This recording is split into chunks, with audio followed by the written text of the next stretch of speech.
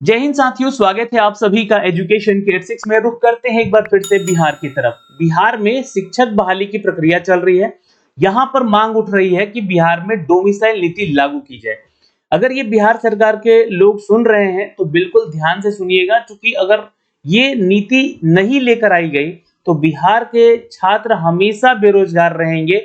इनके लिए कितनी भी लाखों की संख्या में वैकेंसीज निकाल दी जाए, ये हमेशा बेरोजगार रहेंगे। कारण उसके पीछे क्या है कि अन्य राज्यों की छात्रों की संख्या का ज्यादा यहाँ सिलेक्शन होना।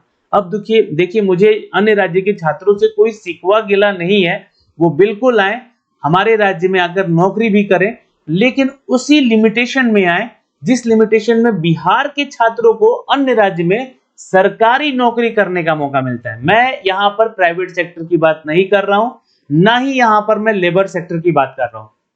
लेबर सेक्टर की अगर मैं बात करूंगा तो बिहार का वो तबका आपके राज्यों में जाता है, चाहे महाराष्ट्र जाए, चाहे वेस्ट बंगाल जाए, चाहे वो उत्तर प्रदेश जाए, चाहे वो झारखंड जाए, चाहे किसी भी राज्य में, मध्य प्रदेश जाए, किसी भी राज्य में वो तबका जाता है जो कि लेबर ग्रेड का है और वहां पे जाके काम करता है। या एम्प्लॉयमेंट की बात की जाए, जो कि प्राइवेट सेक्टर की बात हो रही है, तो बिहार में एम्प्लॉयमेंट का जो सेक्शन है वो आज भी बहुत कमजोर है, जिसलिए कि प्राइवेट में जॉब करने के लिए लोग जो है दिल्ली, उत्तर प्रदेश, महाराष्ट्र या गुजरात या वेस्ट बंगाल या फिर मध्य प्रदेश, अन्य राज्यों में जाकर जो है वो लोग काम कर रहे हैं और वो अपनी स्किल पे काम कर रहे हैं। ये भी ध्यान रखिएगा, उनके पास स्किल है तभी आप उनको नौकरी दे रहे हैं। मैंने कल एक वीडियो डाल दिया, उस वीडियो पे मैंने एक लाइन लिख दिया कि डोमिसाइल नीति लागू होनी चाहिए बिहार में।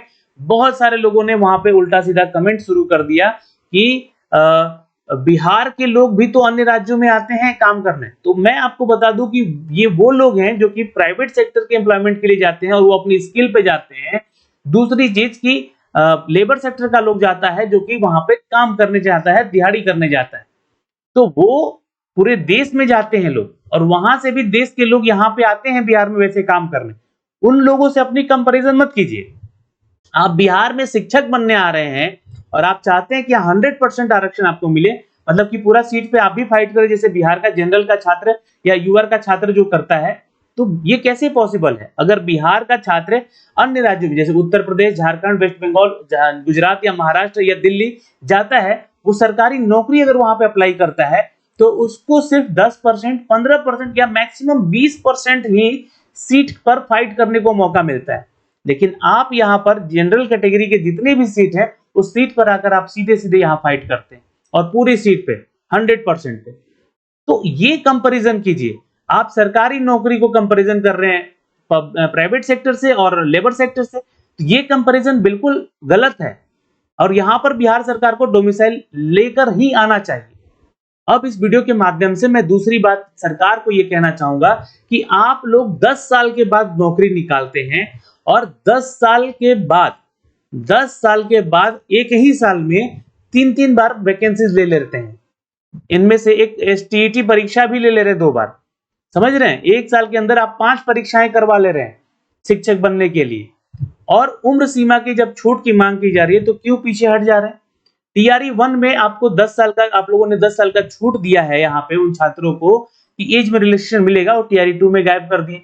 अब टीआरई 3 में भी ये मांगे उठी थी। देखिए ये जो है टीआरई 3 में भी मांगे उठी थी, यहाँ पर छात्र गए थे सीएम से मिलने के लिए। ये पीछे जो न्यूज चल रहा है, उम्र सीमा के लिए विज्ञापन सौंपने गए थे छात्र, पर इस पे मुख्यमंत्री जी ने संज्ञान लिया और कहा यहाँ पर कि हम इस पद्धति में बदलाव लाएंगे और आप लोगों को मौका देंगे जो कि ओवर एज के चलते जो है अप्लाई नहीं कर पा रहे छात्र। पर टीआरई 1 में देने के बाद यहाँ पर टीआरई 2 और टीआरई 3 से एज रिलेक्सेशन वाली चीज हटा दी गई। तो आशा करते हैं चूंकि ये शिक्षक बहाली है, तो यहाँ पर जो है अगर शिक्षक 40 साल, 45 साल या 50 साल का भी है तो वो शिक्षक बन सकता है। उसके पास एक्सपीरियंस हो सकता है, पढ़ाने का अनुभव हो सकता है, जो कि वो पढ़ा सकता है क्योंकि उसी की उन्होंने पढ़ाई की है। और शिक्षक कोई 18 साल की उम्र के छात्रों को अगर बनाता है उस कंपैरिजन में, तो 40 साल या 45 साल का जो छात्र है वो ज्यादा अच्छा पढ़ाएगा उसको। तो इस पे विचार करना चाहिए और एज में भी छूट देनी चाहिए।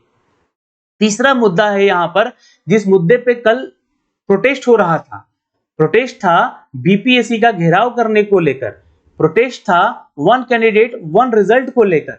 ये प्रोटेस्ट था कि बेल्ट्रॉन जैसी एजेंसीज को जो है यहाँ पर आप जो है बीपीएससी का कार्य ना सौंपें। अब आप एक बात बताइए, अभी हाल के दिनों में आप लोगों को जो फेक कॉल्स आ रहे थे, वो एक बहुत बड़ी गलती थी बीपीएससी की, कि ऐसी एजेंसी को दे दिया कि वहां से फेक कॉल आने लग गए कि 30-30 हजार में आप लोग का नंबर बढ़ाया जा रहा है। तो ये तो भ्रष्टाचार को रोकने के लिए जब छात्र वहां पर अपनी बातों को रखने जा रहे थे बीपीएससी कार्यालय, तो उनके ऊपर पुलिस से लाठीचार्ज क्यों करवा दिया गया? ये एक तो बहुत निंदनीय है। इन सभी चीजों पे जेल में भर दिया गया छात्र नेताओं को, ये बहुत बड़ा जो है डिसीजन गलत लिया गया है। अच्छा ठीक है, वो रोड जाम कर रहे थे, आप उनको एक पाथ देते हैं कि आप उस पाथ से होकर जाइए जहां जाना है आपको।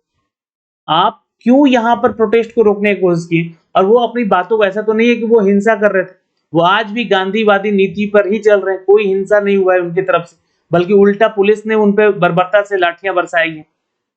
तो ये उनकी मांगों को सुना जाए। आयोग से, सरकार से ये विनती है कि डोमिसाइल एज रजिस्ट्रेशन के बाद अगर सबसे बड़ा मुद्दा है तो वन कैंडिडेट वन रिजल्ट को लेकर है, क्योंकि टीआरई 1 और टीआरई 2 के दौरान देखा गया है कि सीटें खाली रह जाती हैं। टीआरई 1 के दौरान अगर देखिएगा तो आप 1,79,000 जो सीट निकाले थे, उनमें से मात्र 90,000 सीट भर पाई थी, और टीआरई 2 में जब 1,20,000 वैकेंसीज निकली तो मात्र 40 या 45,000 लोगों का सिलेक्शन हो पाया था। अब टीआरई 3 में भी 87,000 की वैकेंसी निकली है, तो ऐसा ना हो जाए कि इसमें भी सीट खाली होकर फिर अगली बहाली आ जाए। तो ये सब आंकड़ों का खेल चल रहा है बिहार सरकार के द्वारा, कि यहां पर जो है बहाली पे बहाली निकाली जा रही है, लेकिन बहाली भरी नहीं जा रही है। दूसरी चीज, यहां पर छात्रों का मांग ये भी है कि जो इनका डॉक्यूमेंट वेरिफिकेशन है, ये डॉक्यूमेंट वेरिफिकेशन पहले करवा लिया जाए रिजल्ट से। कारण उसके पीछे है कि डॉक्यूमेंट वेरिफिकेशन हो जाएगा तो एटलीस्ट उन छात्रों को आगे जाने का मौका मिलेगा जो जेन्युइन छात्र हैं। अब इसमें आप लोगों ने देखा होगा कि पिछली बहालियों में शिक्षा विभाग के ऊपर कितना लोड बढ़ा। वो अभी भी कॉपियां जांच चल रही हैं, डॉक्यूमेंट जांच चल रही हैं कि लोग जो है, फेक लोग जो है यहाँ पर सरकार में ना शामिल होकर पढ़ाए, उनको सैलरी ना मिल पाए। और वैसे लोगों की संख्या अगर हर जिले में देखिएगा, बिहार का 38 जिला है ना, 38 जिलों में देखिएगा तो हर जिले से 200 से लेकर 300 या 400 या 500 तक के लोगों को बाहर किया गया है। आप हर जिले का रिकॉर्ड उठाकर देखिए, तो ऐसे में अगर देखिएगा तो 14-15 हजार तो सीट ऐसे ही खाली हो गया उन फेक लोगों से। तो डीवी का प्रक्रिया जो है, काउंसलिंग का जो प्रक्रिया है, इसको रिजल्ट से पहले करवा लिया जाए। ये भी एक मांग है छात्रों के हित में, और छात्र हित में ही ये मांग हम लोग आगे रख रहे हैं। तो अभी के लिए तो फिलहाल इस वीडियो में इतना ही है, लेकिन इन मुद्दों पे सरकार को सोचना चाहिए। डोमिसाइल नीति यहाँ पे लागू होनी चाहिए, जैसे कि बिहार के छात्रों को अन्य राज्यों में जाकर जो है सरकारी नौकरी के लिए आवेदन करने का जो एलिजिबिलिटी मिलता है, उसी एलिजिबिलिटी पे अन्य राज्य के छात्रों को भी यहाँ पर मौका मिलना चाहिए। और इसमें देखिए, अन्य राज्य के छात्रों को बुरा नहीं लगना चाहिए। एज रिलेक्सेशन की बात इसलिए होती है क्योंकि ये 10 साल के बाद आप लोग वैकेंसी निकाल रहे हैं, 11 साल के बाद, और यहाँ पर 1 साल में 3-3 बहालियां करवा चुके हैं आप लोग। इसलिए एज रिलेक्शन यहाँ पे इनको मिलना चाहिए। जो लोग बीएड या डीएलएड करके बैठे हुए हैं, 2-2 डिग्रियां हैं उनके पास, वन कैंडिडेट वन रिजल्ट की बात हो रही है, तो वो बिल्कुल होना चाहिए ताकि सभी सीटों को भरा जा सके। मुद्दों पे जब विचार कीजिएगा तो यहाँ पर ये साफ निकलेगा कि one candidate one result is the best solution, और इसको लेकर यहाँ पर जो है बीपीएससी को विचार करना होगा, और उससे पहले डॉक्यूमेंट वेरिफिकेशन, काउंसलिंग वगैरह जो है उनको पहले करवा लेनी होगी रिजल्ट से पहले। अब लास्ट और अंततः मैं यही कहना चाहूंगा कि आज देखिए यहाँ पर 13 तारीख हो गया, और 14 तारीख यहाँ पे अगर मैं आपको एक अपडेट दिखलाऊं, ये अपडेट आप लोग देखिएगा, ये पुराना न्यूज अपडेट है जहां पे ये अपडेट निकल कर आया था, और ये बोला भी गया था कि जो रिजल्ट होगा ये 10 से 14 अगस्त के बीच में आपका रिजल्ट आ सकता है। तो देखिए, आज 13 तारीख हो चुका है, और आरक्षण के चलते यहाँ पे जो है ये सारी चीजें अभी रुकी हुई थी, है ना, आरक्षण नीति को चलते, लेकिन इसकी हरी झंडी मिल चुकी है, और अभी जो है आपका हो सकता है तो ओएमआर आपका अपलोड कर दिया जाएगा आज शाम तक, या फिर कल तक जो है आपका ओएमआर स्कैन कॉपी आपको मिल जाएगा।